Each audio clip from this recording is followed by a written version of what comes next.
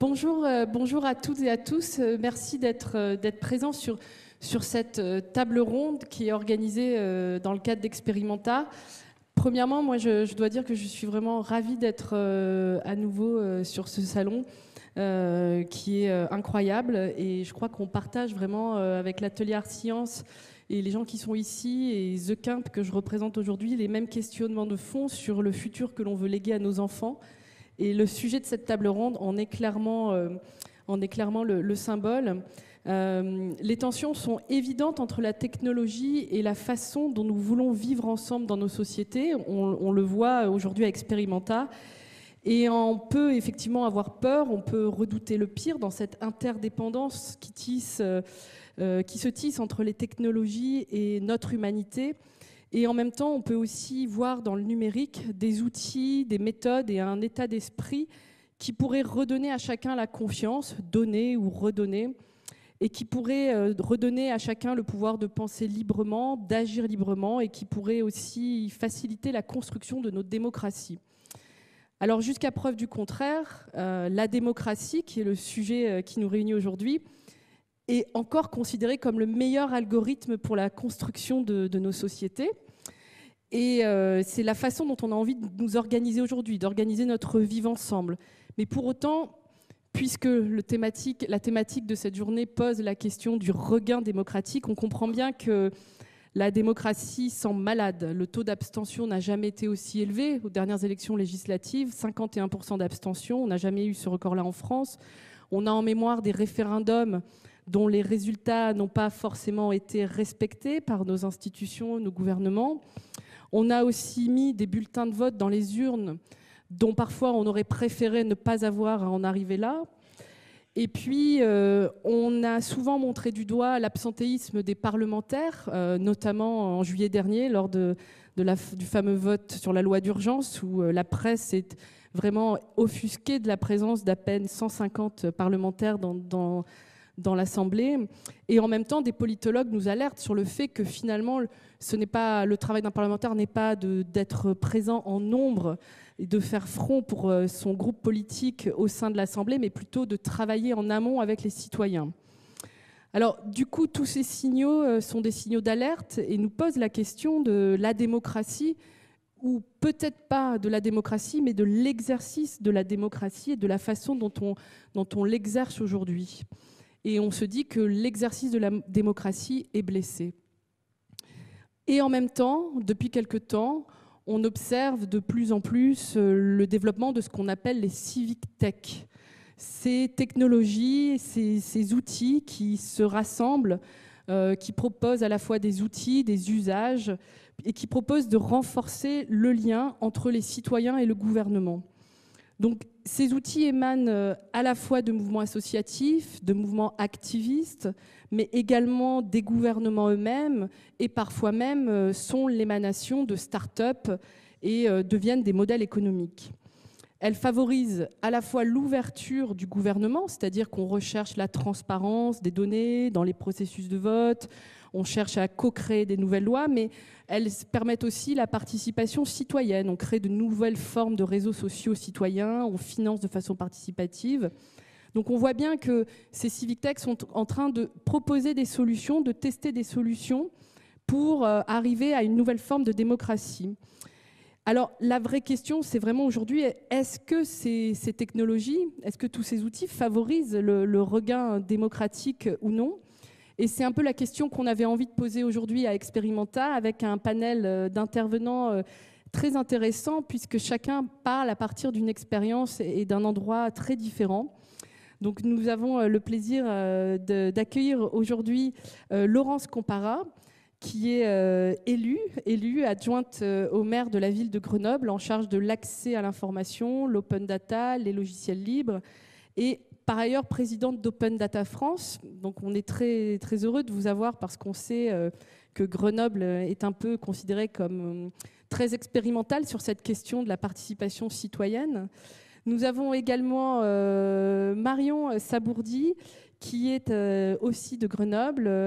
Marion, vous êtes de la Casemate, vous êtes chargée des nouveaux médias et vous êtes responsable d'une plateforme contributive qui s'appelle Écoscience. Et donc, on reviendra sur ce type de plateforme qui permettent en fait aux citoyens de devenir experts et d'être présents de façon contributive sur le territoire.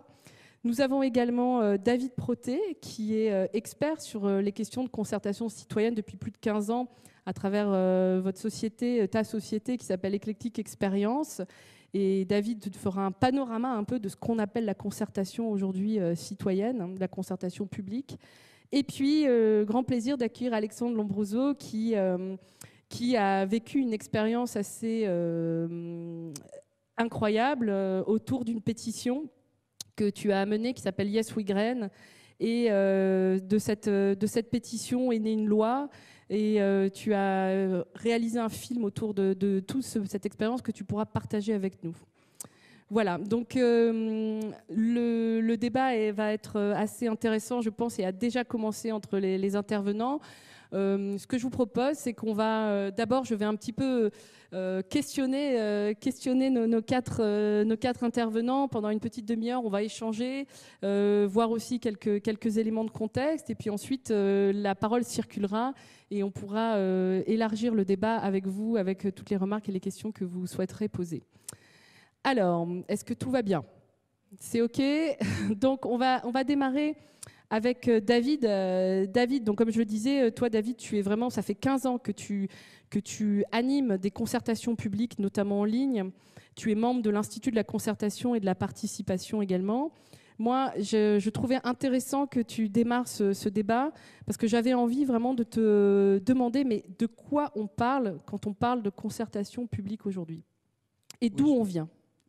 Oui, merci. Je voulais vous proposer effectivement d'apporter un petit regard un peu critique et problématique de la question. Excusez-moi, je vais chercher le petit bip. Pour recontextualiser, problématiser un peu la question qui est celle de la rencontre d'aujourd'hui, hein, sur la question du regain démocratique et le potentiel du numérique pour favoriser un tel regain. Je voulais peut-être poser une question préalable. Qui a déjà utilisé un outil numérique, quel qu'il soit, qui avait une vocation, une portée politique, démocratique? Est-ce que vous avez déjà eu l'occasion de vous y frotter? Donc je vois que c'est un petit peu, voilà, un petit tiers de la salle peut-être. Alors c'est vrai que c'est des choses qui sont balbutiantes. Pourtant, la question, elle est très ancienne. Et je pense que c'est important de la recontextualiser. En fait, la question, elle se pose dès les années 50 avec l'arrivée du numérique. C'est-à-dire que la cybernétique qui est née dans ces années-là a fait émerger une vision, une perspective d'une machine à gouverner. On était à l'époque des supercalculateurs, on imaginait ces supercalculateurs et on se disait mais c'est génial, on va pouvoir résoudre les problèmes sociaux, les problèmes économiques, les problèmes d'aménagement grâce à cette force de calcul, parce que notre technocratie, notre bureaucratie, elle peine, elle fait des erreurs, elle a une organisation complexe, or le calculateur va nous sauver. On est aussi dans les années d'émergence de l'intelligence artificielle qu'on est en train de revisiter fortement, hein. Je crois que c'est assez marquant sur Experimenta. Moi, j'y viens régulièrement. Cette année, on voit beaucoup de créations qui s'inscrivent dans une collaboration avec le champ académique de l'intelligence artificielle.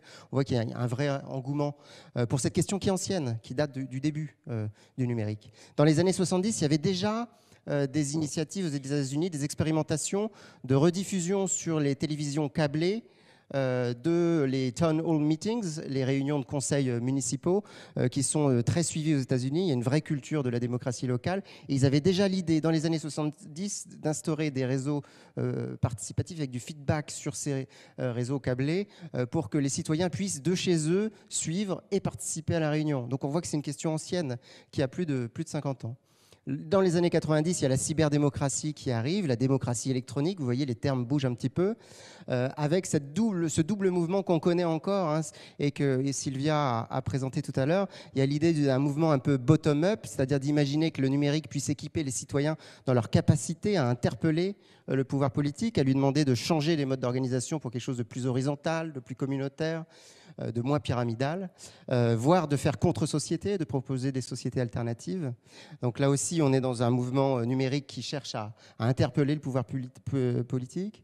Et puis il y a aussi la vision top-down qui vient plutôt de l'institution et qui se dit le numérique c'est une occasion notamment de répondre à l'abstention croissante, tu en parlais tout à l'heure, c'est un fait marquant et dès les années 90 on se dit tiens le vote électronique, peut-être que la solution c'est de proposer des outils qui facilitent le vote. Voilà. Mais ce mouvement se poursuit. En 2010, il y a le terme de civic tech, autour des années 2010, le terme de civic tech émerge, toujours sur ces mêmes fondamentaux, ces mêmes questions, mais il témoigne probablement d'une certaine maturité qui est revendiquée par les acteurs de ce champ-là, maturité technique, on pense qu'aujourd'hui le web, ça y est installé, fonctionnel, dans le sens où il y a déjà des usages qui sont généralisés, et peut-être économique, ça c'est la grosse question du champ. Est-ce qu'aujourd'hui les civic tech peuvent vivre, suivant quel modèle économique, avec quel financement public ou privé? Donc voilà, c'était un peu une tentative de remettre en perspective la question qui est ancienne et qui montre qu'on bute en fait sur ces questions-là, parce que ça fait 60 ans qu'on bute. Donc est-ce que le numérique d'aujourd'hui offre de nouvelles perspectives? À quoi il essaye de répondre?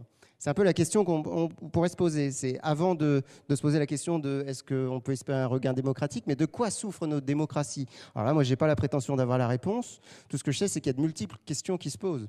Est-ce qu'on veut répondre à la question de l'abstention, à une certaine forme d'apathie, soi-disant, des citoyens pour la question politique? Ça, je vous dis tout de suite, je l'ai mis entre guillemets, j'y crois pas, parce que sur le terrain, on voit que les hommes et les femmes sont plutôt des animaux politiques qui n'attendent qu'une chose, c'est qu'on leur donne la parole pour s'exprimer. En tout cas, c'est une vision qu'on a, le monde politique ou même la société fait peser une vision où le citoyen serait désengagé, désinvesti parce qu'il ne vote pas. Il y a une culpabilisation du citoyen.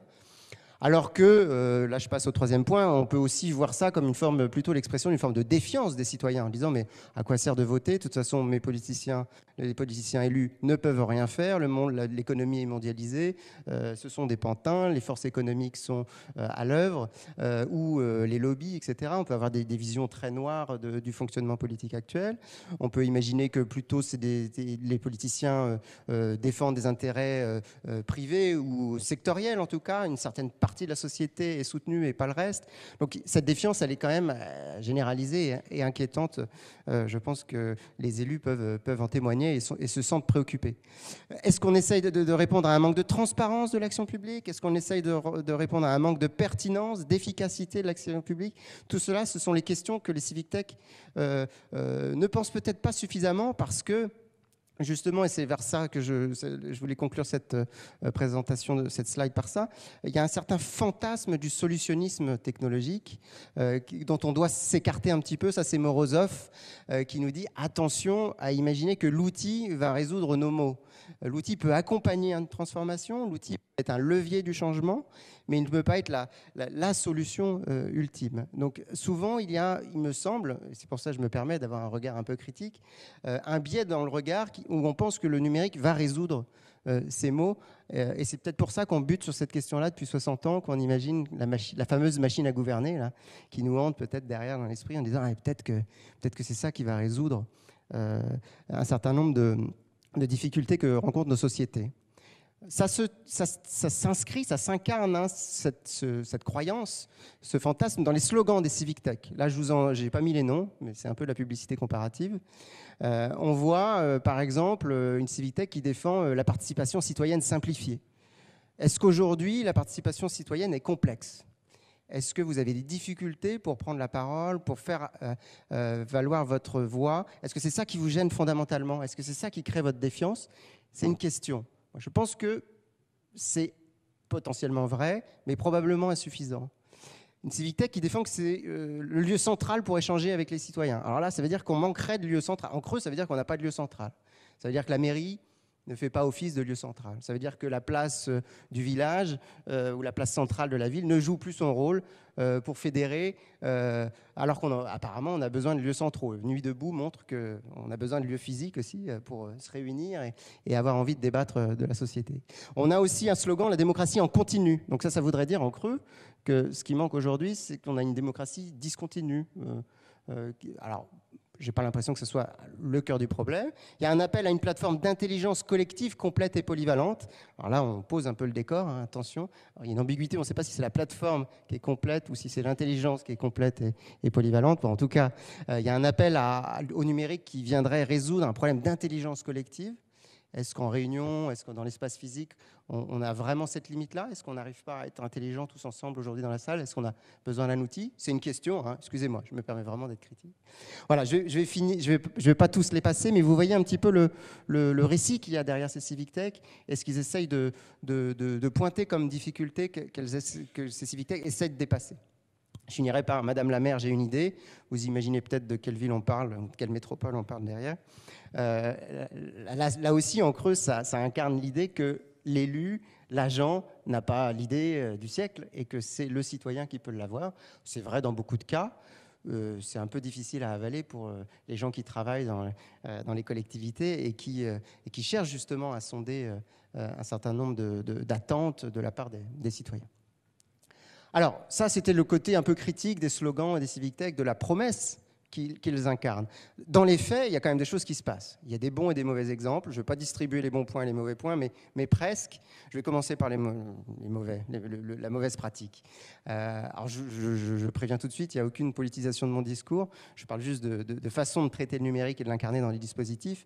On a en haut et à gauche une concertation sur la vaccination qui a été lancée par Marisol Touraine.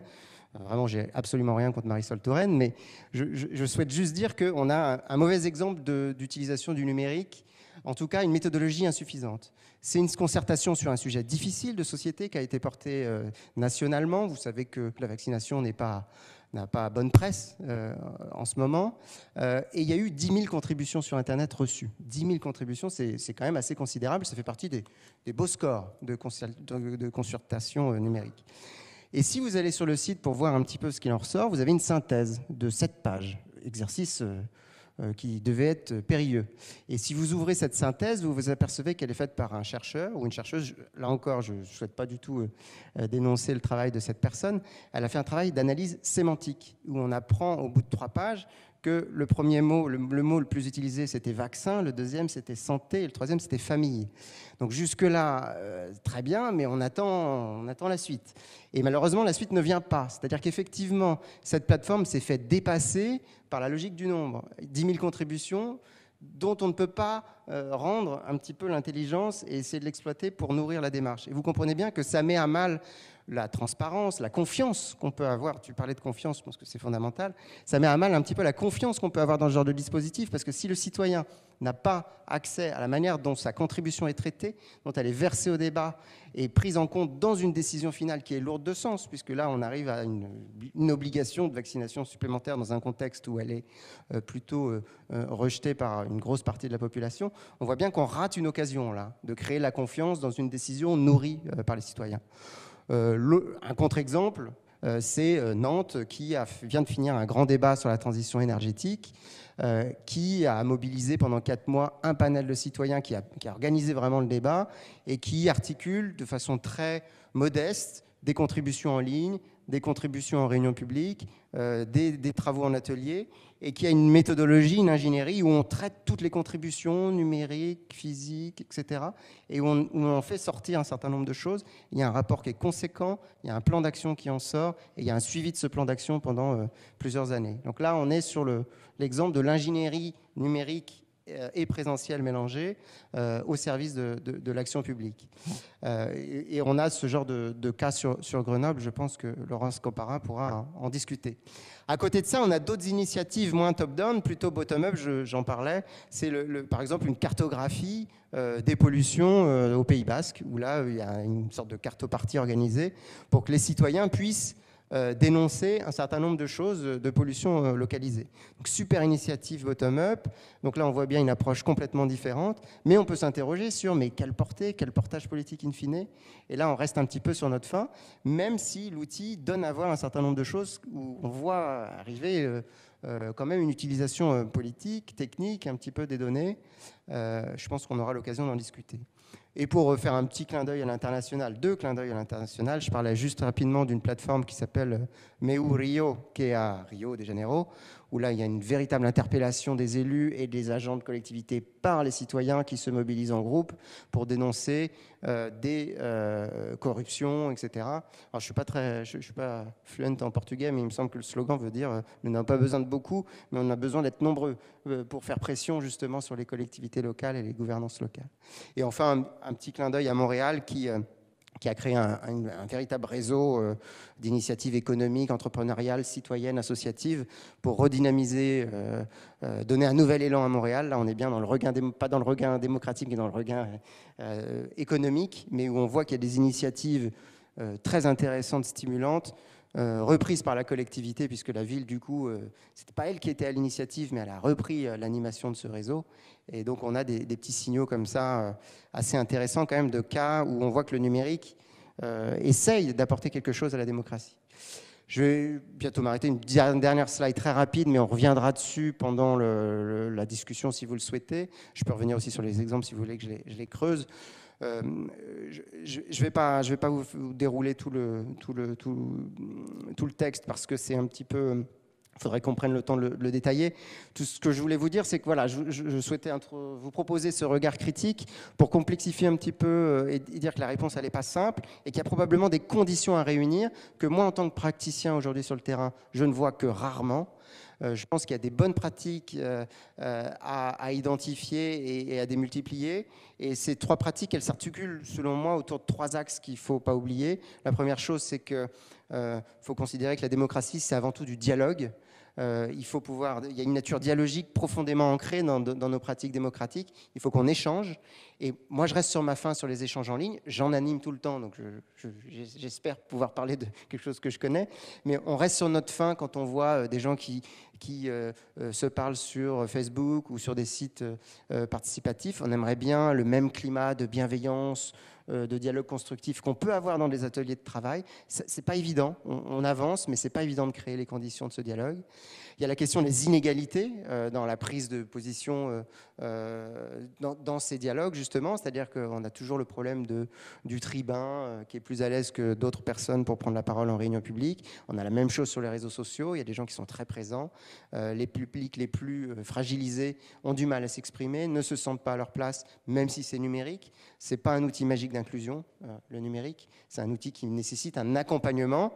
Et dernière chose, dernier point de vigilance, de conditions peut-être à réunir pour que le numérique remplisse une fonction démocratique, c'est la question de la participation à la décision. C'est-à-dire qu'effectivement, démocratie, ça vient du fait que le peuple est souverain dans les décisions qui sont prises et sans nécessairement bouleverser le modèle de démocratie représentative, il faut savoir comment le numérique pourrait éventuellement jouer un rôle pour relégitimer les décisions qui sont prises par les collectivités ou par l'État ou par d'autres échelles institutionnelles. Et là, aujourd'hui, c'est sûr que le like ou la votation en ligne, on sait bien que ça a des limites, justement pour créer ce sentiment de décision légitime. Merci, je ne ferai pas plus long, j'ai un petit peu débordé, je suis désolé. J'aurais bien fini sur la culture de la participation, mais je pense qu'on aura l'occasion d'en reparler. Merci beaucoup. Je ne sais pas si mon micro... voilà, ça y est, ça marche bien. Merci beaucoup pour cette mise en contexte. C'est très bien. Je pense que tu as évoqué vraiment les grands sujets qu'on va traiter. Et tu as fait aussi une transition parfaite pour Alexandre, puisque justement sur la façon dont le citoyen peut participer à la construction des lois, on a cet exemple qu'Alexandre a eu autour d'une pétition que je vais te laisser présenter, qui est allée au bout de son objectif au Parlement par un vote et une loi. Alors peut-être tu peux nous expliquer ça en te levant tranquillement et en allant petit à petit vers l'ordinateur pour nous montrer un extrait de ton documentaire. Donc, mais cette pétition Yes We Green, elle avait quel objectif et comment ça s'est passé ? Je suis très enthousiaste en fait d'être ici et à l'écoute de ce qui vient d'être présenté. J'apprécie en fait le fait qu'on soit honnête avec la technologie et de démontrer que ce n'est pas une solution et que c'est un accompagnement. Et en fait, tout à l'heure, j'ai discuté avec une intelligence artificielle.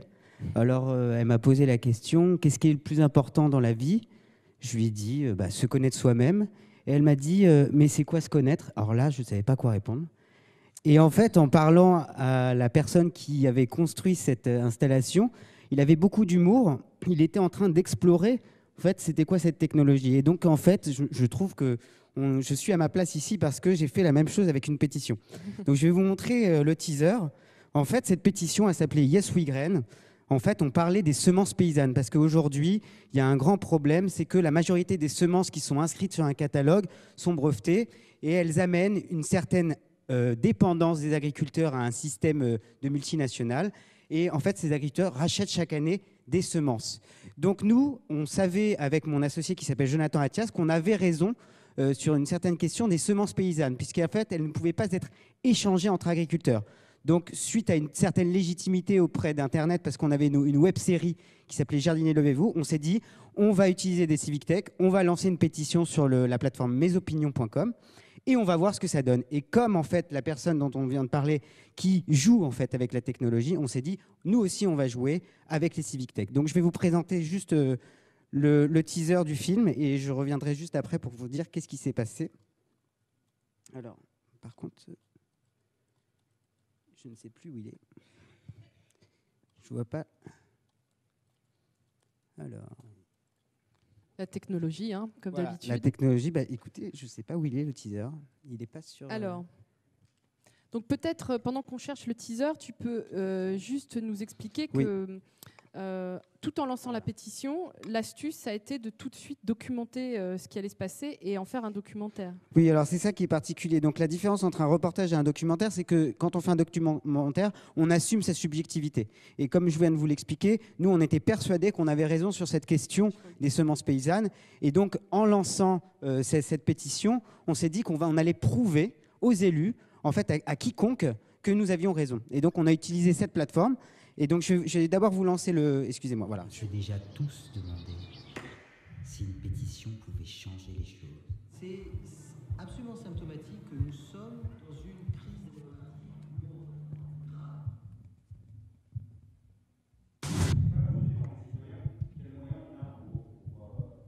C'est tellement dur d'obtenir autant de signatures individuelles de personnes qui vont lire, être convaincues, cliquer, mettre leur nom, remplir le formulaire, etc. Qu'est-ce qui se passe ?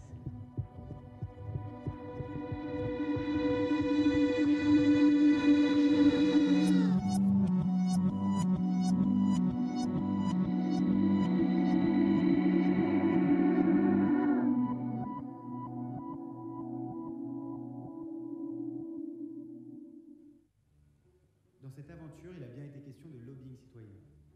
Et c'est grâce aux 70 000 signataires de la pétition que nous pouvons nous inscrire dans cette loi. Le ministre est avec moi. Personne ne peut nous dire de effectif de les citoyens prennent confiance en leur propre pouvoir. Ce qu'on vous propose, c'est de participer et d'être avec nous les rédacteurs justement de cette loi. Dans 2 heures, on est fixé. Il y a une autre association qui s'appelle Communité et qui m'ont apporté une pétition signée par 69 754 personnes demandant à ce qu'il y ait la liberté de semer. Qui est pour ?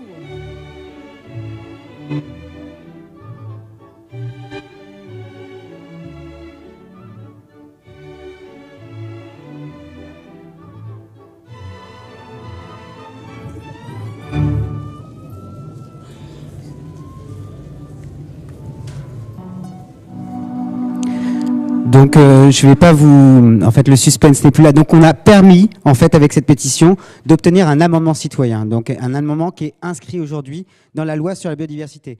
Donc, en fait, cette chance d'avoir pu envoyer une pétition, utiliser différentes civic tech pour influencer et faire du lobbying en fait citoyen auprès des parlementaires nous permet d'avoir une légitimité puisqu'on a joué. En fait, on a joué avec ces outils et pour en fait découvrir aussi les limites. C'est vrai que je pense que toutes les limites ont été quand même assez soulignées, c'est-à-dire qu'on retrouve une certaine fracture, c'est-à-dire que les personnes qui participent à ces concertations ou en fait à essayer d'influencer, il y a une certaine érudition. Moi, ça, je l'ai découvert. Donc, c'est-à-dire que quand on voulait que de nombreuses personnes nous aident à faire pousser ces idées-là, bah, on se retrouvait avec un même type de groupe, de personnes intéressées.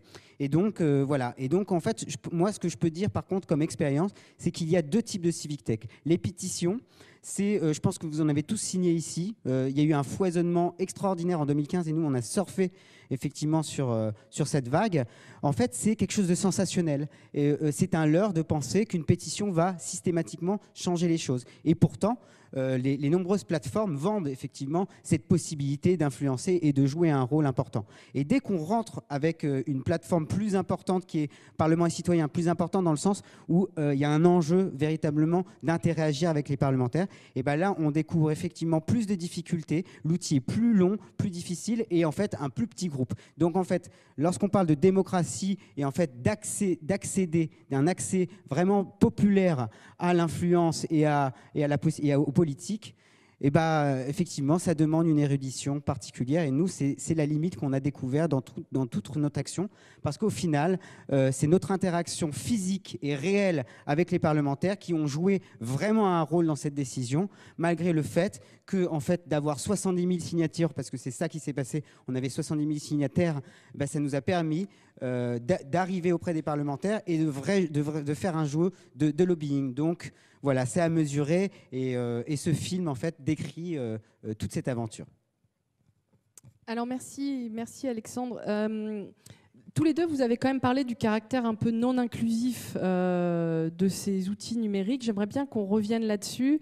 Alors, peut-être, Laurence, vous avez déjà un avis sur cette question avec les différentes pratiques que vous avez l'expérience que vous avez pu mener, notamment sur la ville de Grenoble.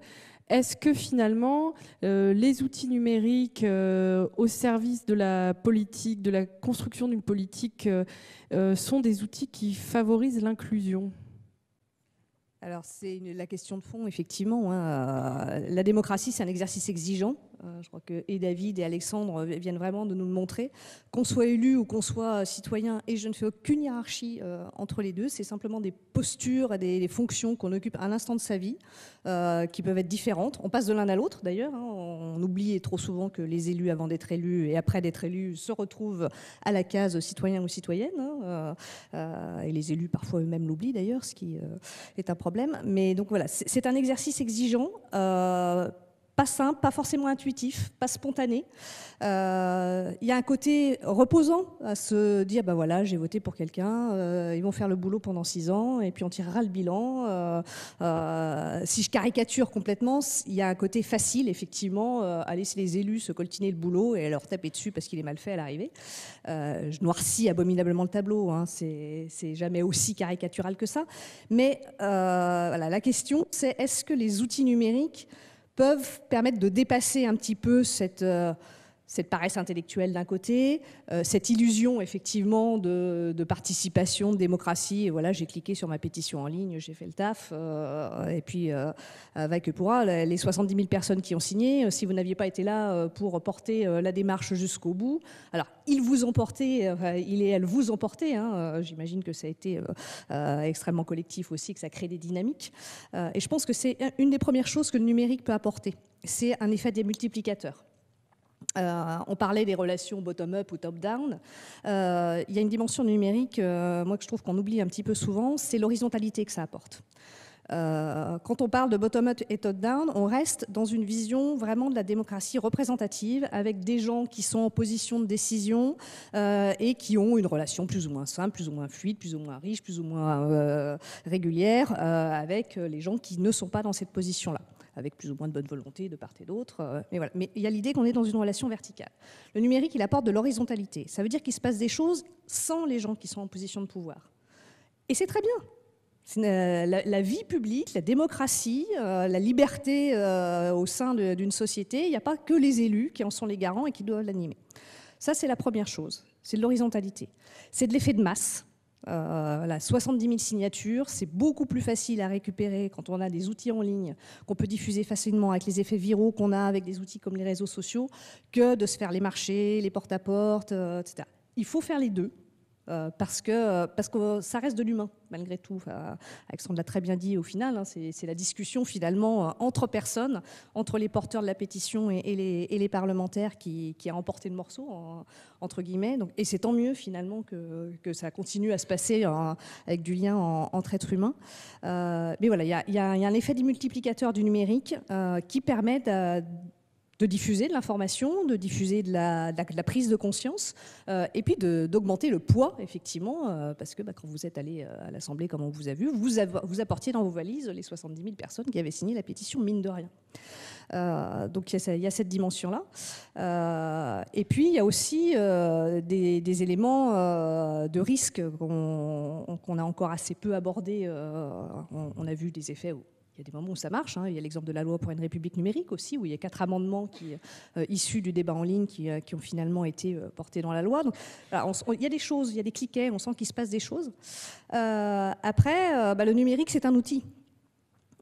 Et un outil, il n'est pas bon ou mauvais en soi, c'est essentiellement ce qu'on en fait. David, vous avez posé la question au démarrage, qui a déjà fait de la politique avec un outil en ligne? Moi, j'ai envie de demander, qui est sur Facebook? Il y a un peu plus de mains. Il y a un peu plus de mains. C'est très politique d'être sur Facebook. Ce que vous y faites, c'est peut-être pas du politique, vous avez l'impression que vous êtes plus dans votre vie sociale, dans les relations amicales, intrafamiliales, etc. Mais ce que Facebook en fait, c'est éminemment politique. Alors, je prends Facebook parce que c'est plus caricatural, mais c'est loin d'être le seul. Et ça nous pose des questions, nous, clairement, en tant qu'élus, typiquement, sur, voilà, on embarque nos concitoyens sur des outils en ligne. Si ce n'est pas nous qui les offrons parce que c'est des fonctionnalités un peu spéciales, qu'il y a déjà des outils qui font ça très bien, qu'on ne va pas réinventer la roue, mais ce n'est pas nous qui les hébergeons. Est-ce qu'on peut raisonnablement, en tant que personnalité publique qui avons aussi une responsabilité vis-à-vis de nos concitoyens, embarquer les gens sur des plateformes sur lesquelles ils vont laisser des traces personnelles, des données qui vont être utilisées on ne sait pas trop comment, parce que le prestataire est hébergé dans un pays qui n'est pas trop regardant sur les libertés publiques? C'est des vraies questions. Et en même temps, est-ce qu'on peut se passer de ces chambres d'écho-là? Parce qu'effectivement, comme vous l'avez très bien dit, il y a plus de mains qui se sont levées quand on a posé la question Facebook que la question pétition en ligne. Et ça, il y a des nœuds de ce type-là qu'on n'a clairement pas résolus. Et que les élus ne pourront pas résoudre seuls. Comment vous faites, vous, à la ville de Grenoble? Vous avez lancé déjà un budget participatif, vous avez ouvert le vote à 16 ans. Vous avez votre propre plateforme, je crois. Alors, pas systématiquement. Il y a une vraie question, par exemple, autour du vote en ligne. On essaye d'internaliser autant qu'on peut. Par contre, on a expérimenté le vote en ligne sur les budgets participatifs. Alors, le vote en ligne, c'est clairement quelque chose qui fait débat sur les limites technologiques, l'absence de contrôle, l'absence de transparence de ces outils-là, qui sont d'une réalité. Je veux dire, c'est indéniable aujourd'hui.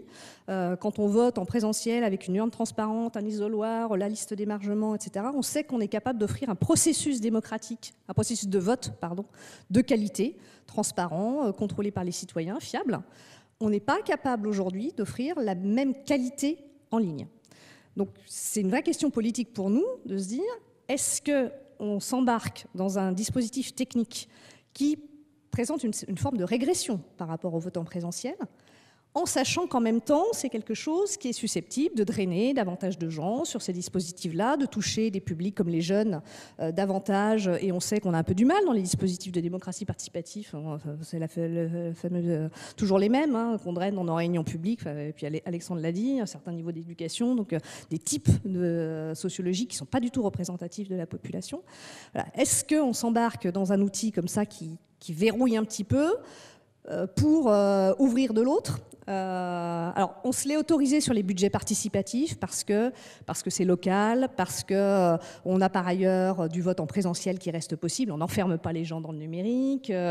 En pesant le pour et le contre du dispositif global, là, pas seulement le vote en ligne, mais vraiment tout ce qu'on offre comme dispositif démocratique, l'animation, les rencontres avec les porteurs de projets autour, etc., etc., on s'est dit, dans ces conditions-là, le vote en ligne, malgré les limites qu'il a encore aujourd'hui, peut-être un plus. En tout cas, on essaye, on verra.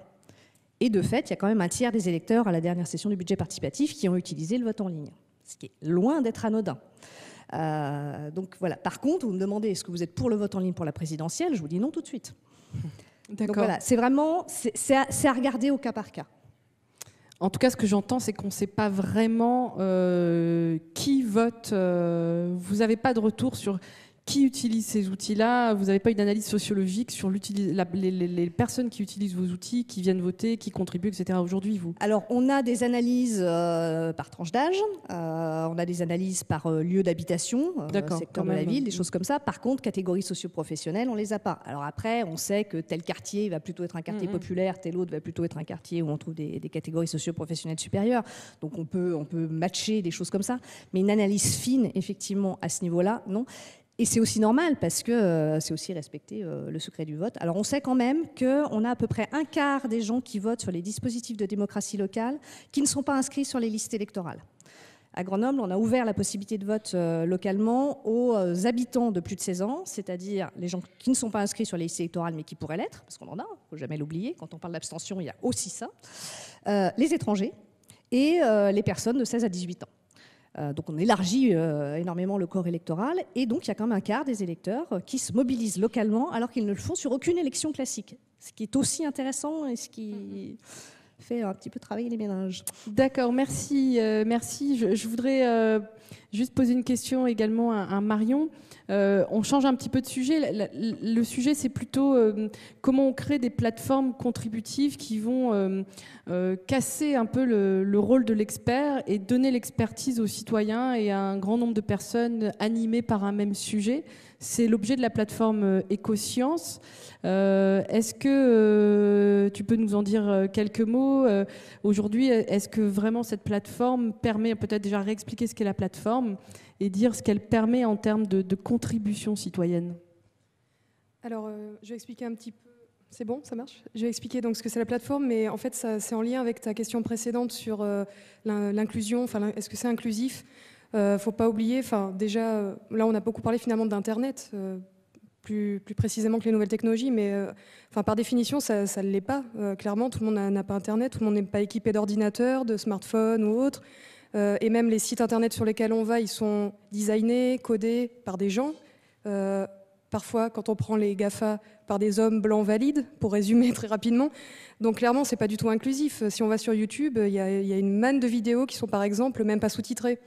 Donc il y a tout un paquet de gens qui n'ont pas accès à ça. Donc bon, voilà, c'est juste le petit résumé, c'est pas du tout inclusif. Hein.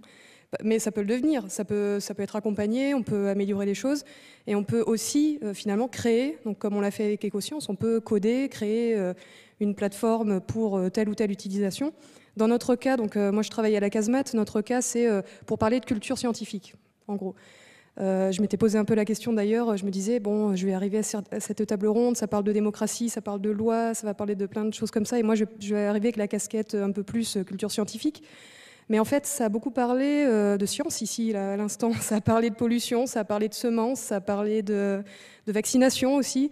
Donc au final, bon, je blague un peu, mais au final, ce qu'on fait sur la plateforme Écosciences, ça rejoint en partie tout ce dont on vient de parler au niveau de la prise en main d'une plateforme web, et je vais en venir à la petite description de cette plateforme, mais de la prise en main, de la documentation de ce qu'on fait aussi, enfin de la prise de parole en tout cas, plus largement, d'oser utiliser ces outils.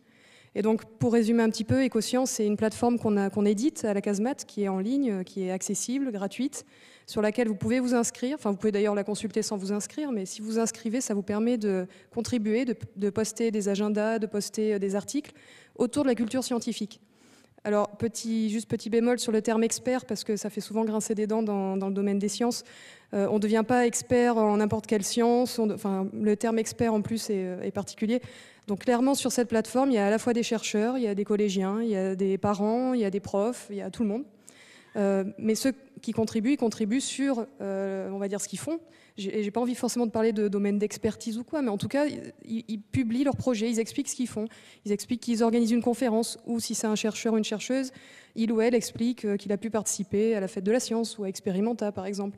Donc c'est beaucoup plus une notion, on va dire, de documentation du territoire et des acteurs. D'ailleurs, la plateforme, elle a été conçue pour ces raisons-là. Ça a été une demande d'ailleurs des élus, au départ, qui souhaitaient repérer un petit peu les acteurs de la culture scientifique localement.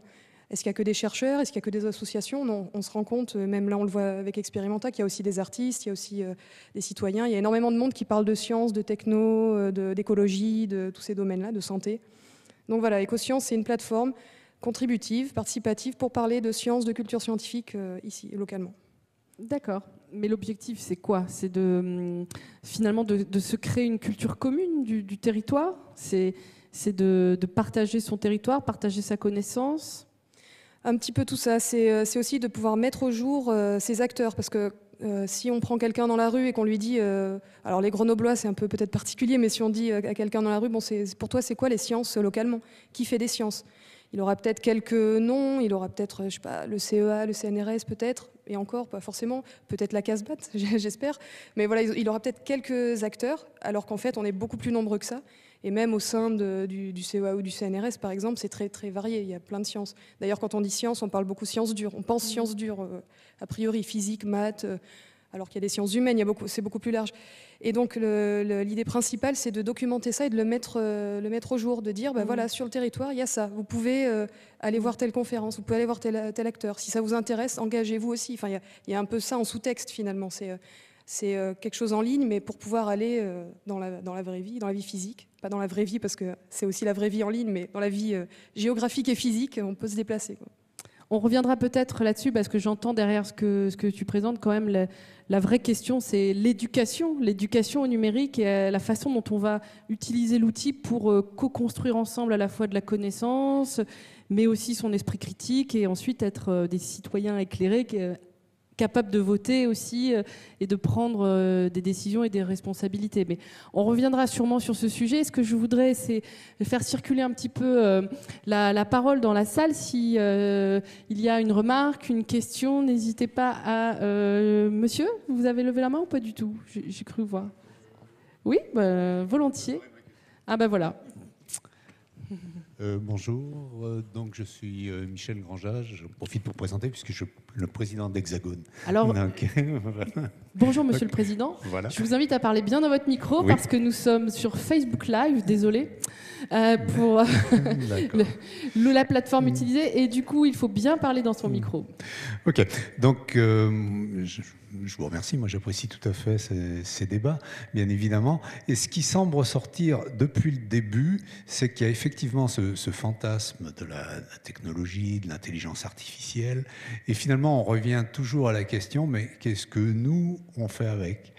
Et dans ce que vous avez dit, ce qui m'a vraiment frappé, c'est qu'il y a toujours du présentiel derrière, que ce dans tous les intervenants, enfin peut-être un peu moins Marion Sabourdi, mais si, voilà, je dirais comment. Donc il y a toujours la rencontre en présentiel et combiner les deux, je crois que c'est vraiment extrêmement important. Et puis effectivement, il peut y avoir une rencontre qui est plus direct, et je pense que si la plateforme Écosciences fonctionne, c'est qu'il y a cette rencontre qui existe. Alors ça, c'est mon expérience professionnelle en tant que chercheur sur Grenoble, donc je suis sur la plateforme Écosciences, mais quand j'ai commencé, j'y connaissais rien du tout, et c'est justement, je me souviens qu'on a eu tout un échange de mails très direct, comme si Marion Sabourdi, je la connaissais depuis longtemps, alors que je la connaissais pas du tout, et qui m'a permis de rentrer sur cette plateforme Écosciences et de faire en sorte de faire connaître mes recherches, de rentrer en relation avec d'autres, etc. Le présentiel, c'est depuis 40 ans la CASMAT de notre côté, donc ici, il y a aussi le présentiel. Est-ce qu'il y a une autre question, une remarque? Oui. Je vais vous amener le micro. Je crois que monsieur et ensuite monsieur. Donc moi je suis citoyen de base, je suis très surpris que par rapport à, je veux dire, l'expérience d'utilisation des outils, qu'on présente l'outil numérique aussi sec. C'est-à-dire que tous les outils aujourd'hui, qu'ils soient d'animation ou de résolution de problèmes, ils étaient accompagnés de pédagogie et d'une méthode d'utilisation. Et ça, il me semble que ça manque beaucoup dans l'outil numérique.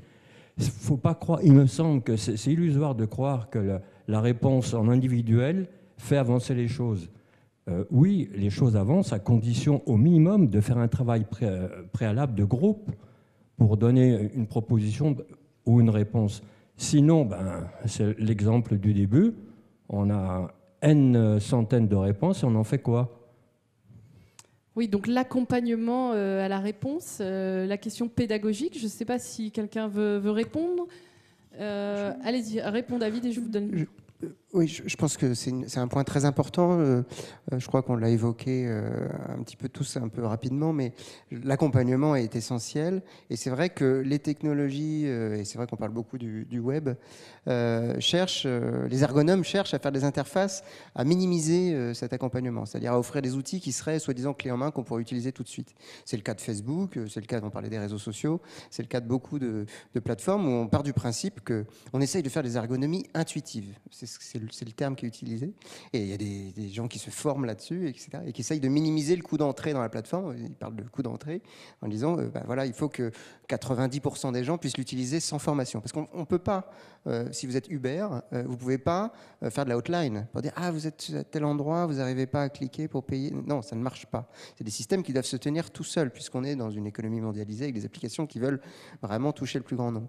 Donc, il faut que ça fonctionne pour 90% des gens, voire 99%. Et il y a toujours une partie des gens, et ça c'est intolérable quand on parle de démocratie, justement, parce qu'on n'est pas dans une notion de service, dans une notion de prendre un homme, une voix et d'accompagner tout le monde.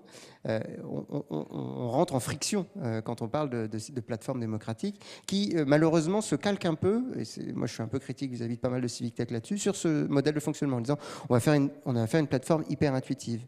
Mais je suis désolé, une interface intuitive, si vous allez dans les quartiers prioritaires, nous on va dans des quartiers, je viens de Marseille, dans les quartiers nord, même si on a une ergonomie extraordinaire, ça ne va pas empêcher les gens des quartiers de se dire mais nous on est des délaissés, votre plateforme, oui je comprends, je sais de quoi ça parle, mais le projet d'aménagement c'est dans 20 ans, moi j'ai des problèmes pour vivre aujourd'hui, je suis dans une urgence sociale qui fait que votre plateforme, ni l'ergonomie, ni le contexte m'intéressent, j'ai pas de temps à perdre avec ça. Donc il y a une vraie fracture, et à ma connaissance c'est pas le numérique qui peut y répondre, c'est vraiment de l'accompagnement de terrain, c'est de la traduction de dire oui mais dans 20 ans c'est vos enfants vous vous en souciez, donc ça serait intéressant que vous participiez à ce dispositif. Donc, mais il faut des moyens humains, techniques, financiers pour le faire.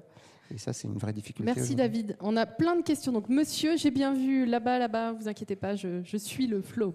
Bonjour, je suis Gilles Ricoire, j'habite une petite commune du Nord-Isère, une commune de 1500 habitants.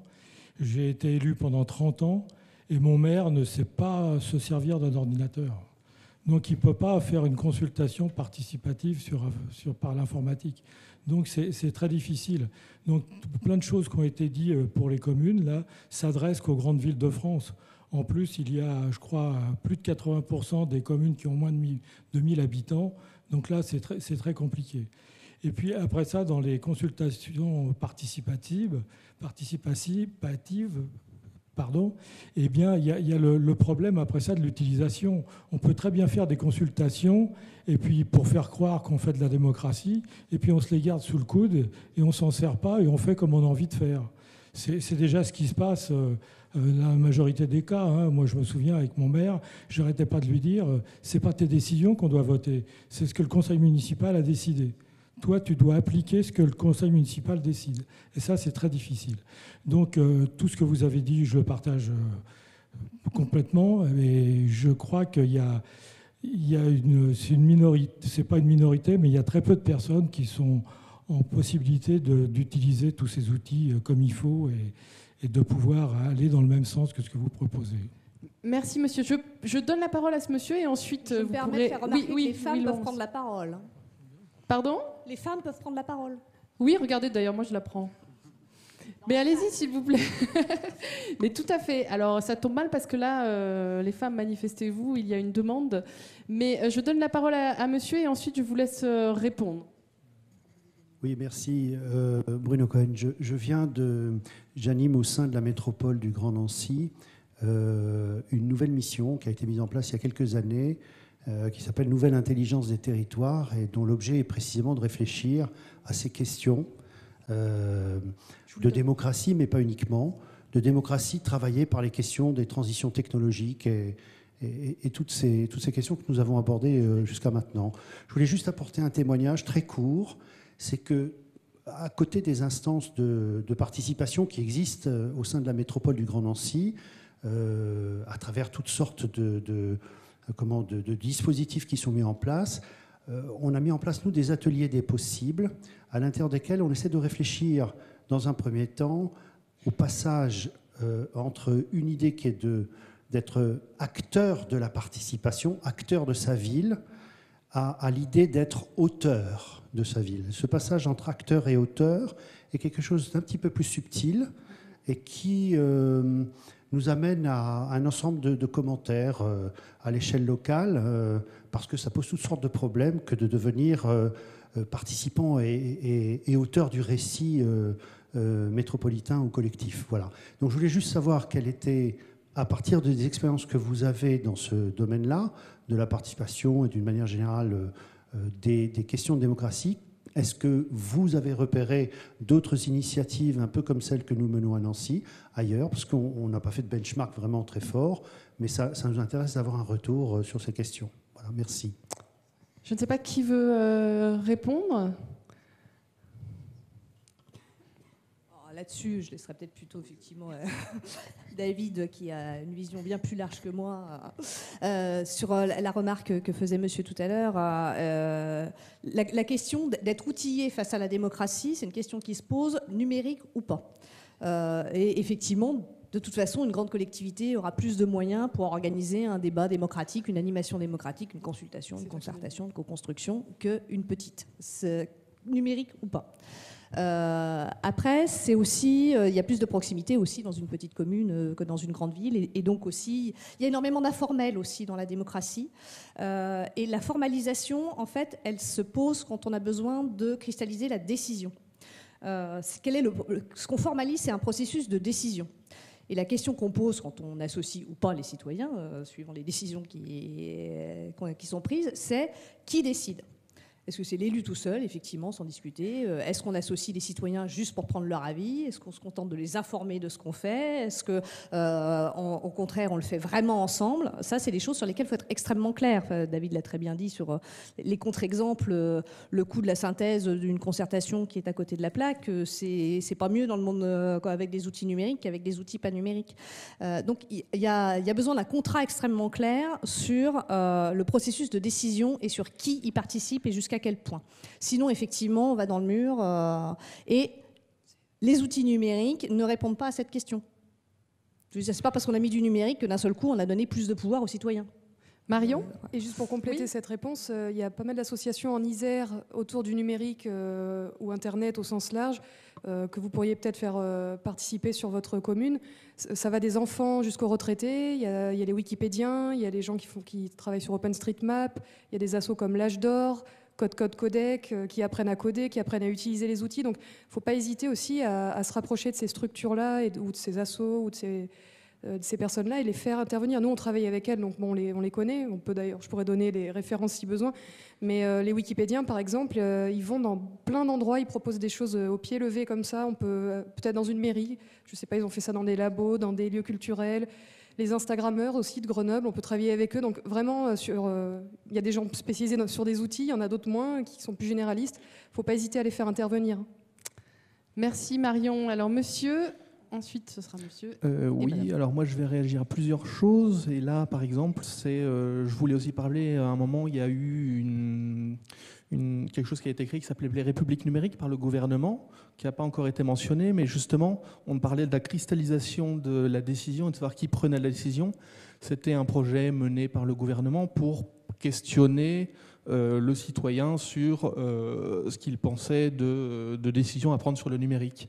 Et il y avait eu beaucoup de réactions à ce moment-là, et j'ai eu, au niveau de la décision, j'ai eu le ressenti, moi et des personnes d'une communauté sur laquelle nous débattions là-dessus, une absence de compréhension là-dessus, justement, au niveau de la décision. Et donc, on s'est posé la question au niveau de la transparence qu'il devait y avoir à ce niveau-là, c'est-à-dire, il y a une consultation, mais comment est-ce qu'on comprend la décision qui est prise derrière et comment est-ce qu'on a un retour de c'est-à-dire qu'il ne suffit pas de consulter derrière, mais il faut aussi pouvoir donner aux gens, savoir qu'est-ce que leur participation va donner. Qu'il y ait un vrai aller-retour, en fait. Qu'il y ait un aller-retour. Oui, alors peut-être justement là-dessus, Alexandre, tu peux nous expliquer comment ça s'est passé au moment où vous avez déposé la pétition à un parlementaire. L'aller-retour, il a eu lieu, j'imagine. Donc la plateforme qu'on a utilisée, Parlement et Citoyens, permet de faire des concertations et on a en fait fabriqué une concertation sur la loi biodiversité à l'initiative des citoyens. C'était la première fois en fait, que ça se passe de cette manière-là et on a récolté 50 000 signatures, 9 000 contributions, vraiment quelque chose d'énorme. Et finalement, seul notre amendement a vraiment été redéposé et adopté. Parce que, effectivement, c'est ce que je vous expliquais, c'est qu'on était derrière le parlementaire, qu'on a fait un envoi de mail de 70 000 signataires. Voilà, on a vraiment accompagné toute la démarche. Par contre, moi, ce que je vois sur les réseaux sociaux, quand on me parle, on me dit « Sommes-nous réellement en démocratie ?» Et on revient sur l'étymologie, démocratie, pouvoir au peuple. Mais non, on ne l'est pas. Et en fait, c'est toute cette éducation qu'il va falloir se faire, c'est qu'on est dans une démocratie représentative et parler du nerf de la guerre, c'est-à-dire qu'il y a un partage de pouvoir en fait derrière toutes ces solutions. Et moi, ce que j'ai rencontré, ce qui est très drôle dans notre film, en fait, c'est que quand on pose la question aux parlementaires, alors est-ce qu'on va moderniser la démocratie? Est-ce qu'on va permettre à ces solutions numériques de voir le jour? Ils sont, à la fois, ils nous disent oui, ils veulent, c'est-à-dire que l'idée est bonne, mais en fait, ce qui est derrière, c'est que c'est un partage de pouvoir. Et c'est vraiment ça qu'il faut en fait expliquer. C'est que oui, le numérique pourrait permettre à ce que plus de nombre participent à la décision et finalement les élus en face. Derrière, voilà, ils ont une image un petit peu d'accepter, mais ils savent très bien qu'ils vont perdre d'une certaine manière leur pouvoir. Et il y a une des séquences absolument hilarantes dans notre film où en fait le parlementaire, le rapporteur du projet de loi nous explique la noblesse du mandat, c'est que ça n'est pas ça n'est pas impératif. Et il nous explique effectivement sa position d'élu, que lui, de toute manière, il représente effectivement la population, mais qu'on a beau essayer de l'influencer, et d'ailleurs le lobbying, c'est ça. Le lobbying, c'est-à-dire les intérêts privés qui viennent essayer d'influencer, c'est ça se déroule tous les jours. Et que ça soit, et ça peut être des associations aussi. C'est-à-dire qu'on n'est pas non plus que des lobbying de multinationales. Et en fait, voilà, il y a un jeu d'influence entre les élus, ceux qui détiennent le pouvoir, et ceux qui sont experts sur le terrain, qui proposent des solutions, qui ont en fait une vision juridique des domaines et des secteurs. Et il y a ce dialogue, et c'est ça la démocratie aujourd'hui, dans un monde si complexe dans lequel on est. Et en fait, le numérique pourrait permettre peut-être à plus de personnes de participer et plus de transparence dans ces jeux d'influence. Très rapidement. Corriger 30 secondes, une petite chose qu'Alexandre a dit, les élus qui détiennent le pouvoir. Les élus à qui les citoyennes et les citoyens ont provisoirement confié le pouvoir. Et c'est pas anodin que tous, on fasse ce raccourci-là, qu'on fait tous spontanément. Et il faut aussi revenir à ces racines-là. Ne pas oublier que les élus, ils sont là parce qu'ils ont effectivement un mandat et ils ont été désignés. Excusez-moi, mais on n'est pas des dictateurs. Merci Laurence. David, juste rapidement. Toute petite réaction, et parce que je dois une réponse aussi à monsieur. Mais juste, oui, c'était pour dire, moi je m'inscris complètement dans la continuité des propos. La démocratie, c'est avant tout un champ de rapport de force. Il faut faut se poser la question, est-ce que l'outil vient modifier ou pas, substantiellement ou radicalement, ces rapports de force entre des groupes sociaux, des groupes politiques? C'est pas que les élus versus les citoyens, c'est des acteurs économiques, c'est des riverains que moi je vois dans mes débats qui défendent leur parcelle de terrain parce que l'intérêt général c'est sympa, mais quand ça passe dans son jardin, c'est pas évident. C'est des questions qui sont pas faciles. Donc, c'est des rapports de force. Et oui, réponds à cette question. Est-ce qu'on peut être auteur de son... Oui, voilà, c'est ça. Auteur et non acteur de son destin. Je l'avais noté. Je trouve que le vocable est intéressant, d'auteur. C'est un glissement que je trouve très stimulant. Parce que moi, ça me fait penser à des slogans qu'on voit apparaître. Enfin, excusez-moi pour l'instant, mais le slogan, des fois, traduit une volonté. C'est celui de Paris qui dit « Faites Paris à votre idée », par exemple. Ça, c'est le slogan du budget participatif, où il y a l'idée d'inscrire le citoyen dans je vais faire la ville à mon idée. Vous allez encore un petit peu plus loin avec la notion d'auteur, mais ça s'inscrit un peu dans cette dynamique. Bon, ce slogan, il est attaché au budget participatif, qui est un dispositif qui est certes louable à bien des aspects, mais aussi à ses limites. C'est pas tous les pans de l'action publique qui sont concernés. Ce que je voudrais juste dire, c'est que cette question, elle se traduit différemment, on la voit se traduire différemment en fonction des territoires, beaucoup à l'échelle des métropoles aujourd'hui, parce que justement, ce sont des métropoles en construction, et il y a une mise en récit qui doit accompagner la construction institutionnelle, on le sent très fort. Il y avait les rencontres des métropoles participatives à Grenoble il y a quelques mois entre agents de collectivités et élus qui se posaient cette question-là. Qu'est-ce qu'on fait du fait métropolitain? Et je retiens de cette rencontre l'idée de la mettre en récit et effectivement d'être du coup dans l'idée d'auteur pour construire quelque chose. Et ça me fait penser moi à la décentralisation de 82 où on avait créé des régions, renforcé le pôle des régions et c'est vrai qu'il fallait mettre en récit et on a vu arriver le marketing territorial sénatoriale d'ailleurs, pour faire marquer l'existence d'une nouvelle étape régionale qui parfois n'existait pas. Moi, je suis Picard d'origine, je suis né un peu avant la décentralisation, j'ai vu arriver les grandes affiches région Picardie. Et les gens en Picardie n'avaient pas de fierté particulière vis-à-vis de leur territoire, mais d'un seul coup, ils se disent « Ah bah ça y est, c'est la région Picardie ». Et puis bon, 20 ans après, on dit « Ah bah non, c'est la région Hauts-de-France », parce qu'on a changé. Alors là, du coup, ça bouleverse, les gens résistent, alors qu'il y a 20 ans, ça n'existait pas. Bon, bref, tout ça, c'est une mise en récit qui a un impact fort sur l'imaginaire collectif et la façon dont on se partage le territoire. Merci David. Monsieur, vous aviez une Jean-Claude intervention. Serre, habitant Grenoble et Alors, contributeur à Écosciences. J'ai une question qui est un peu liée avec ce qui s'est passé samedi dernier, où on a travaillé sur une démocratie nouvelle, enfin utopique, dans laquelle il n'y a pas d'élection. Et j'ai retenu 2 points assez intéressants. Le premier, c'est que, et la réponse avec la pétition est similaire, on peut avoir des contributions et des votes qui sont liés à des minorités actives qui contrebalancent ou équilibrent le vote majoritaire qui souvent s'éloigne de questions qui ne les intéressent pas. Et la deuxième était la question de la formation de l'habitant à la citoyenneté et à la fonction d'élu. On vous entend plus. J'arrive.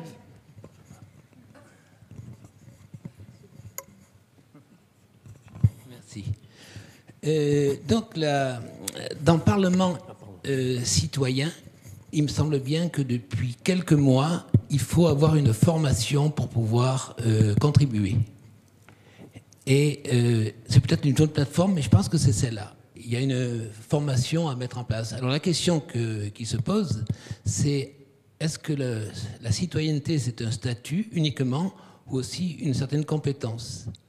D'autres penseurs ont exprimé qu'on est passé de la démocratie à la médiacratie. Parce qu'on ne peut pas penser l'action du citoyen sans penser au flot d'informations qu'il reçoit. Donc voilà. Oui, et quand on parle de mise en récit, on est peut-être aussi dans la médiacratie d'une certaine façon. Je vais prendre la question de madame et ensuite vous pourrez réagir. Voilà. Donc moi je suis citoyenne, je parle en tant que citoyenne. Je voulais faire part d'une remarque. Certes, c'est un outil dont on parle, mais est-ce qu'il n'est pas... il reste individuel, c'est-à-dire qu'à un moment donné, il y a un individu qui est face à un écran. Alors même si, effectivement, il peut y avoir des collectifs et tout ça, mais comment ça s'articule quand même entre cette volonté de faire du collectif, de faire ensemble, et puis à un moment donné, une pratique qui soit reste abstraite dans cette dimension collective, soit va passer par un individu. Alors, on voit aussi aujourd'hui, enfin moi il me semble qu'encore trop souvent, les politiques utilisent cet outil pour des missions régaliennes, pour recueillir des informations des individus. Mais est-ce que de leur place, ça les intéresserait aussi de développer des formes collectives avec cet outil? Alors voilà, si vous avez des réponses, ça m'intéresse. Alors,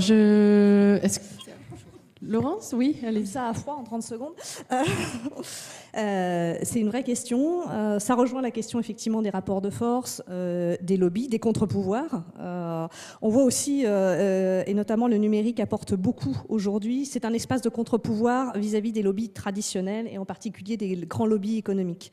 On va prendre l'exemple des OGM, qui est assez classique, où on a un lobby économique extrêmement puissant et des contre-pouvoirs citoyens qui s'organisent, qui utilisent toute forme de mobilisation. Ça va des faucheurs de champs d'OGM qui sont dans le concret jusque dans la gadoue des champs, à effectivement de la pétition citoyenne, du lobbying citoyen, et se pose la question de la reconnaissance de statut de lobbyiste citoyen d'ailleurs. Derrière tout ça, il y a la question des communs, de l'intérêt général, et du coup la question effectivement entre l'élu, l'individu, quelle couche de collectif est-ce qu'on est capable d'imaginer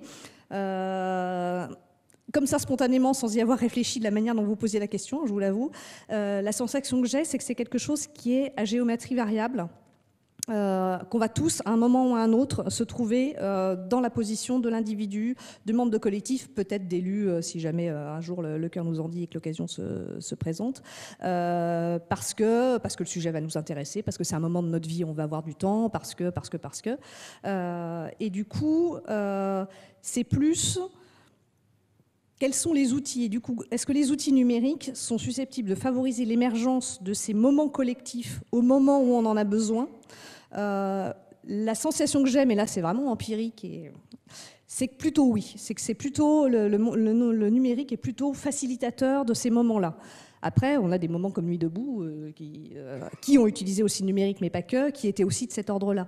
Donc, encore une fois, le numérique n'est pas exclusif, ne doit pas être exclusif, mais j'ai l'impression que c'est quelque chose qui est facilitateur. Mais c'est vraiment. Et puis, je me permettrai de rajouter que le numérique, ce ne sont pas que des outils, ce sont aussi des méthodes de travail et des méthodes de collaboration qui sont nées avec les cultures numériques, et on en parle trop peu, mais c'est aussi une nouvelle façon de travailler, d'appréhender l'autre, avec plein de méthodes d'innovation ouverte qui favoriseraient certainement une meilleure intelligence collective. Voilà. Monsieur et ensuite madame. Je voulais revenir un peu sur le titre, en fait, qui était « Les nouvelles technologies peuvent-elles favoriser un regain démocratique ?» La question que je me pose, c'est est-ce que vous êtes sensible aussi au risque inverse, c'est-à-dire on a vu des exemples, notamment avec l'élection de Donald Trump, c'est assez emblématique, mais aussi d'autres domaines, comme les théories du complot qui fleurissent à foison sur la toile. Est-ce que vous êtes sensible à ces aspects, et si oui, comment vous pouvez les combattre, parce qu'ils me paraissent assez dangereux? Ça fait un lien tout à l'heure avec médiacratie. C'est vrai qu'aujourd'hui, on est Trump donne une tonalité très cynique aux fake news, à cette explosion de fake news qui ont un modèle économique. Il faut imaginer que ça devient c'est un objet lucratif que de diffuser des fake news.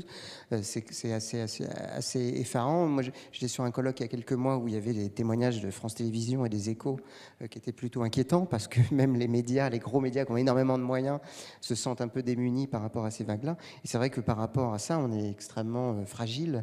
Nos modèles, je pense que nos démocraties sont vraiment mises à l'épreuve. Après, on peut imaginer justement que l'effet Trump va avoir un effet after Trump, il faut espérer, c'est-à-dire qu'on prend conscience du caractère un petit peu fragile de l'information qui circule. Et c'est vrai que ça met à l'épreuve nos modèles démocratiques. Je ferai le lien avec les autres questions qui étaient posées sur justement le vote, les signaux faibles, etc. Enfin, les questions que vous posez qui mériteraient de revisiter nos cours de sciences politiques sur justement la façon dont sont bâties nos démocraties.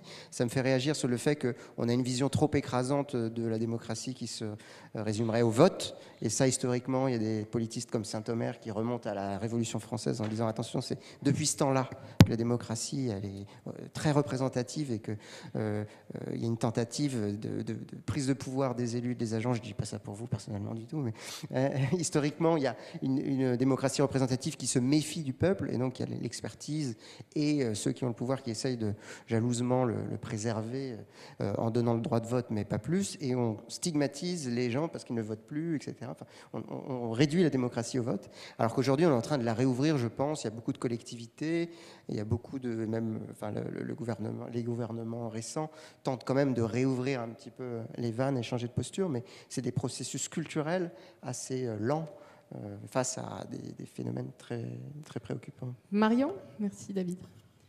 Merci d'avoir posé cette question, parce que je pense que là, depuis quelques mois et quelques années, ça nous travaille beaucoup, cette question des fake news, du scepticisme, climato-scepticisme, entre autres, anti-vaccins, même des platistes qui sont réapparus à la faveur de forums et d'un emballement médiatique sur les réseaux sociaux, alors qu'au final, ils étaient quand même assez discrets dans leur coin. Alors on n'a pas la solution miracle, clairement, les scientifiques et les acteurs de culture scientifique, mais par contre ces outils, c'est pas tellement forcément grâce à ces outils qu'on va faire quoi que ce soit. On est même un petit peu finalement en retard, je pense, clairement, en tant qu'acteur sur la prise en main de ces outils et aussi la réaction à ces campagnes, ces cabales, ces fake news ou autres. Mais je crois qu'il y a une réflexion assez forte en ce moment entre les journalistes scientifiques, les scientifiques et les acteurs comme nous dans les centres de sciences, déjà pour mettre ces sujets en avant, alors que historiquement on mettait plutôt en avant des questions scientifiques, techniques, on parlait de ça. Alors, sciences et société quand même, bien sûr, mais on n'attaquait pas clairement ces questions-là de but en blanc. On était même parfois un peu pris de court quand on avait un sceptique qui se levait tout d'un coup dans une conférence. Je pense que clairement, il y a une grosse réflexion. Les youtubeurs aussi, vidéastes scientifiques, ont poussé beaucoup cette réflexion et nous ont poussé dans nos retranchements également, parce que clairement, c'est des acteurs qui portent une parole de culture scientifique et de science et qui touchent des publics que parfois on arrive moins à toucher, des plus jeunes, des ados et des jeunes adultes. Donc ces deux facettes très négatives d'une part et plutôt positives et inattendues finalement, parce que depuis 2012, c'est des acteurs qui sont arrivés et qui parlent de science de manière fun, détendue, avec parfois aussi des erreurs bien sûr, mais très souvent des démarches très positives et intéressantes. Et donc on n'a pas la solution, mais clairement ça nous a vraiment fait travailler. Et donc nous, juste en 2 mots, parce que j'ai parlé d'écosciences, mais à la Casemate, on a aussi un Fab Lab, alors qui certes a eu des petits soucis récemment, on pourra en parler un peu plus tard si vous voulez, enfin, bien que ça soit central quand même sur cette question aujourd'hui, mais je ne veux pas m'étendre là-dessus pour ne pas prendre trop de temps de parole, mais en tout cas, je préfère être dans on a été victime d'un incendie. Que j'expliquerai plus tard si vous voulez. On doit clôturer dans 2 minutes. Mais juste c'est pour préciser qu'on a beaucoup parlé d'Internet, là j'en reparle à nouveau sur la question des fake news et tout, mais on est un lieu aussi où on accueille des gens et puis on est un lieu où on fabrique beaucoup de choses, non seulement des objets avec le Fab Lab, on a beaucoup d'élèves décrocheurs qui viennent reprendre confiance en eux en venant fabriquer des objets. Chez nous on a donc tout un programme avec la Fondation Orange, avec les élèves de l'école de la deuxième chance, par exemple, qui parfois, pour chercher un boulot, par exemple, ils ont pas du tout l'idée d'aller sur Internet, regarder une carte et savoir où se diriger pour aller trouver un boulot, par exemple. Donc on travaille avec eux là-dessus, donc sur des objets. Et puis, on parlait de médias un petit peu, on travaille beaucoup, et en ce moment aussi sur Experimenta, sur la question des médias sociaux, des réseaux sociaux, et de la vidéo. Donc voilà, c'est des acteurs et des thématiques qu'on veut fortement aborder à la Casemate, donc vous êtes les bienvenus dans les mois qui viennent. Merci. Il y avait une dernière question, madame, je voudrais vous laisser la poser rapidement. Oui, c'était que on parle par rapport à ce regain démocratique, on a abordé des choses qui sont plutôt de l'ordre de la participation, de l'élection, de la contribution. Mais moi, je pense d'abord que la première des choses, c'est comment est-ce qu'on fait en sorte que les gens s'intéressent à la chose publique et aussi puissent quelquefois comprendre quelque chose aussi. Voilà. Donc il me semblait que dans ces nouvelles technologies, il n'y avait pas que les plateformes et toutes ces choses-là. Il y a le mot accès à l'information, il y a le mot open data. Moi, je pense qu'il y a aussi toute la question de comment est-ce qu'on travaille à faire comprendre. Et alors là, je veux simplement dire que dans ma copropriété, la plupart des journaux municipaux partent directement à la poubelle pour vous dire à quel point on en est de ça ne me concerne pas. Je vous remercie. Vous voyez, on m'a coupé le micro, ça y est, c'est fini. Non, mais je vous remercie pour... malheureusement, je ne vais pas pouvoir prendre d'autres questions parce qu'on doit respecter le timing, il y a d'autres tables rondes derrière. Mais on peut tout à fait... Oui, la démocratie a des règles, malheureusement. Mais je vous remercie pour cette question parce qu'en fait, elle ouvre un peu en forme de conclusion sur le sujet qu'on n'a pas traité et qui sera peut-être le sujet de la prochaine fois, qui est quand même le sujet de l'éducation à la démocratie et comment est-ce qu'aujourd'hui on va faire une nouvelle génération de citoyens éclairés. Et ça, on n'en a pas à parler, mais je crois que c'est un sujet qu'il faudra traiter sur une prochaine table ronde. Bah, vous voyez, c'est ça l'intelligence collective, vous voyez.